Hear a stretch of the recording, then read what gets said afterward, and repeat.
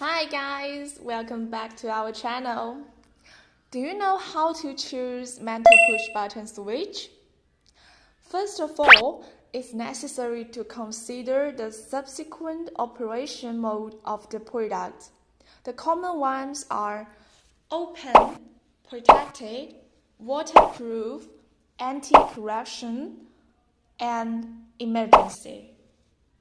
Second, select by use and structure. Normally open button, normally closed button, compound button. Third, about the main parameters to pay attention to when selecting switches. Here I have compiled some key points for you. Also, consider the mounting hole size of this product, the current capacity of the contacts, etc.